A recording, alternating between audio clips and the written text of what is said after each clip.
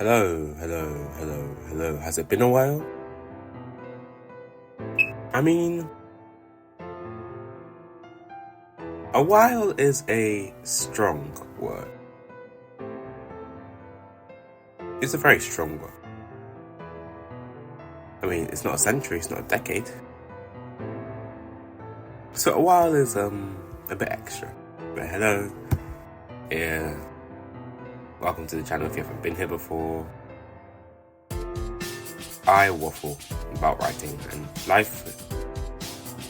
So far, I mean, that's kind of it right now. That's kind of it. So, since it's a writing channel predominantly, let's begin with the writing stuff. I've finally hit 30k on my manuscript for Silver Flame. And then I had a whole moment where I was like, raw, gotta lock in. So I wrote 1.9k words in one day and 1.5k words in another day. And that helped me reach 30k. And it was fun, sure, but it's not sustainable. So we need the system, folks. We need the system. We need the system to keep that consistency, to keep on writing Silver Flame. Because I want to finish this by the end of this year. And it's looking like the end of next year instead of this year. Really, I said I was going to finish it by the end of this summer, but yeah, no. Okay. That's one thing. I really enjoyed that. And then wrote a short story called Behind the Forest. It's the most silly thing I've ever written so far. It's amazing. And then, any other life updates?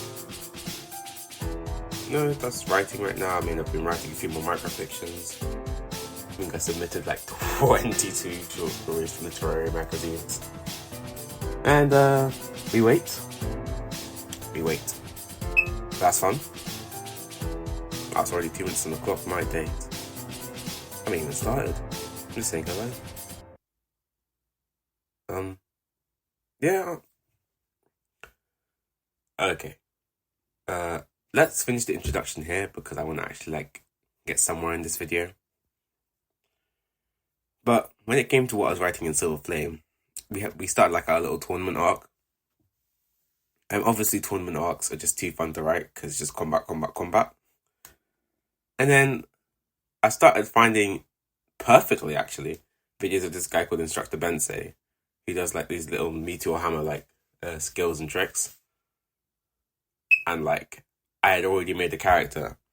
He used a very similar weapon, like a ball and chain. And I was so inspired by just watching all those videos of this guy just doing twirling it around left and right and center. That was really fun.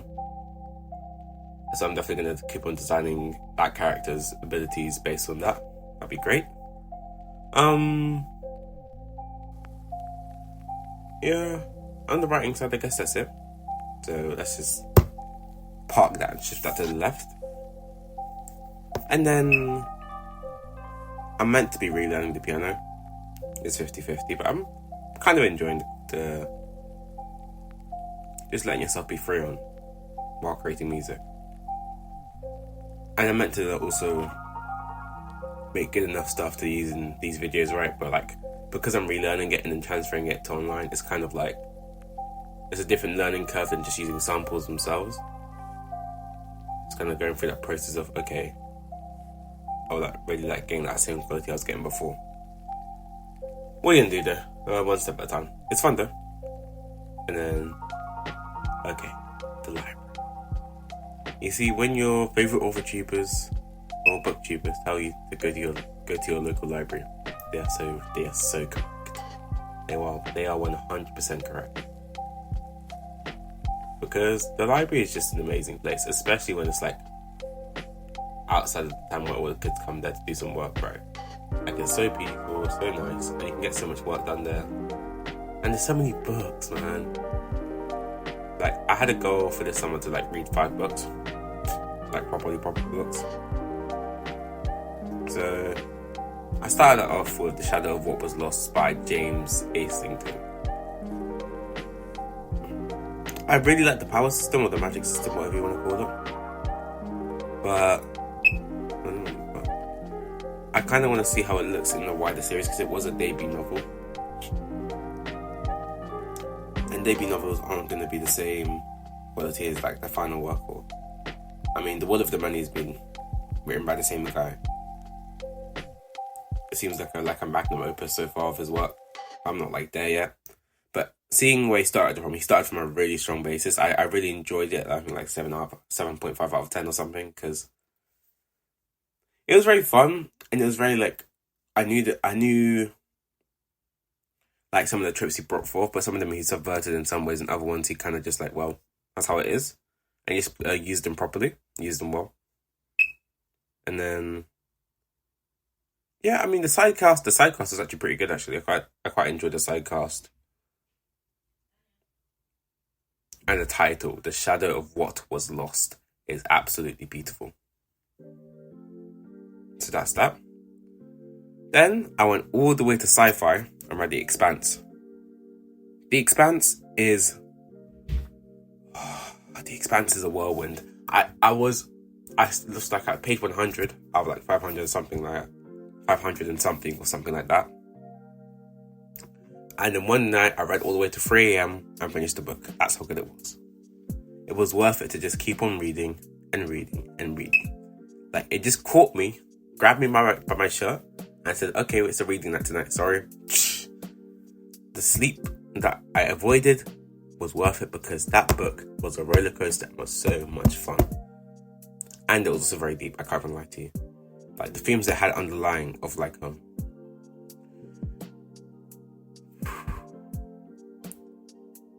judge and jury, who's worthy to die or not, and then having to deal with literally heartbreak after trauma after heartbreak, and then the responsibility of information and who gets information when and where, etc. I mean, The Expanse was just beautiful, and the action scenes were just beyond.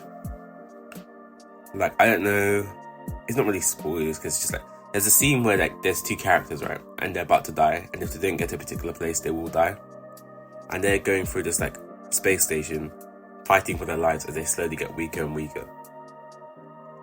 And some of the choreography there and some of the drama there is just top notch. The Expanse, 9 out of 10 book. I really loved it. Let's see if I can. Yeah, let's see if I can do that. Okay, and then.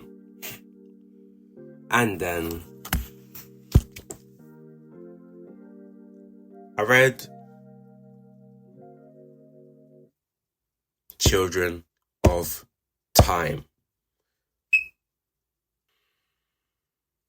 Children of Time. I mean, like, I'm tripping over my words to describe how good this was. I'm tripping over my words to recount how good it was. Like, any words I try to use to describe it, right, won't capture the fullness, but I'm gonna try. Okay. Children of Time grapples with the themes of communication, destiny,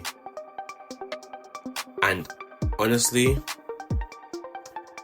holding ourselves back. I think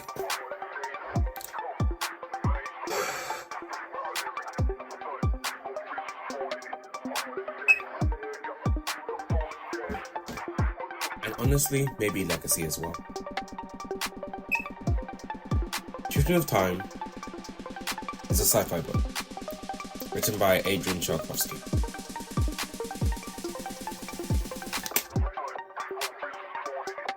Children of Time is not a sci-fi book. Now, of course, one of those statements has to be a lie, right? It's clearly a sci-fi book. It talks about the future, it talks about all the sci-fi technology, about evolved spiders. I mean, of course it's a sci-fi book. Children of Time is so strong thematically that labeling it a sci-fi book does it a disservice. But this is no just lasers, boom, boom, boom. No. This book is meant to challenge you. It's amazing. I finished reading it, and all I could do was stand up. Because lead the themes, the thematic resonance, just in the sky. But the plot went well. The prose are. So let's just leave that. Building of Time was a 10 out of 10. Now, we're switching gears completely and we're going to Trust of the Emerald Sea. That's what I'm reading right now. Trust of the Emerald Sea, when Sanderson released that video, and he also released a little teaser of Tress, like a 1 hour reading of the first bits of the book, I was already hooked, right? But I never got around to it, but now I got it from my library. Oh, library. All these books are from the library, by the way. I got it from my library. I'm holding it in my hands right now. And I'm going to enjoy this. Because I've read the first few 50-ish pages. And I was like, it's just fun. Books are allowed to be fun sometimes. Tress could be a 10 out of 10 book without having any major thematic resonance. Though I think there's going to be some thematic stuff, right? But it's not all the time that we have to just be delving deep into the meaning of life, how God relates to human beings, how we look at legacy. All these wonderful things, right? They're great, but it's going to be a long video. They're great, but well, sometimes I just want to sit down and just enjoy and just chill out and just chill out. So yeah, that's what I've been reading recently. Okay. As to not wholly delay the production of this video, simply because of the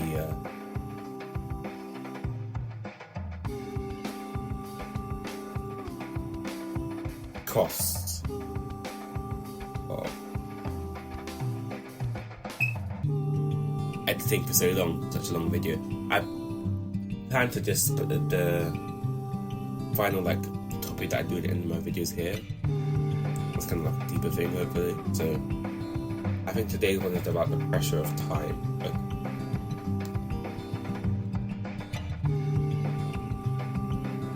Youth is fleeting. Youth is terrifyingly fleeting.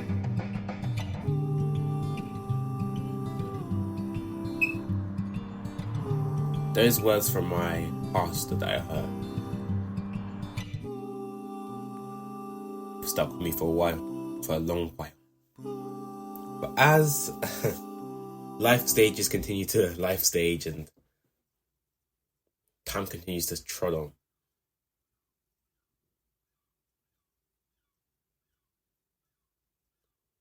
I wonder if all those goals that I had can never be reached, can never be grasped, can never be. And I guess that's a wonder for a lot of people. The pressure of time. Of when is it going to happen? When's that breakthrough going to happen? When's that final going to happen? That moment that changes everything. But while we wait, the time is still ticking on. Rejection, rejection, rejection, rejection, rejection.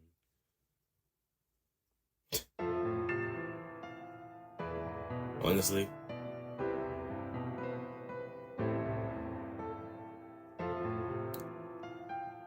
it's like being held in suspension, waiting for a chance at fulfillment, I guess.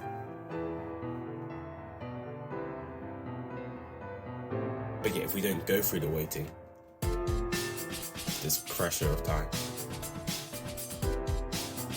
and we come out the other end and then we lose what we attained after all of that, what was the point? But yeah, time keeps on going on, and you think to yourself, can we? Is it possible? Like the faith you had in yourself and in the promises made are like, wow, look away. And you've got people saying you're only X failures left, you're only 20 failures left, 30 failures left, 40 failures left.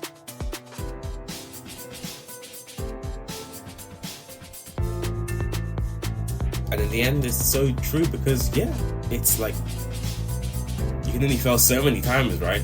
Surely.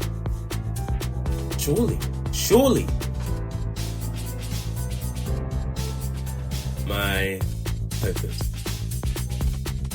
that we can make it through pressure and time, place, so to not give up too early or change courses or do such a thing, but yet youth is so fleeting. It's terrifying and beautiful at the same time. Terrifying at the same time. I haven't called for this video. I don't know how you get called in summer, but somehow isn't. But thank you for listening, as always. 17 minutes. I better cut that down. My days.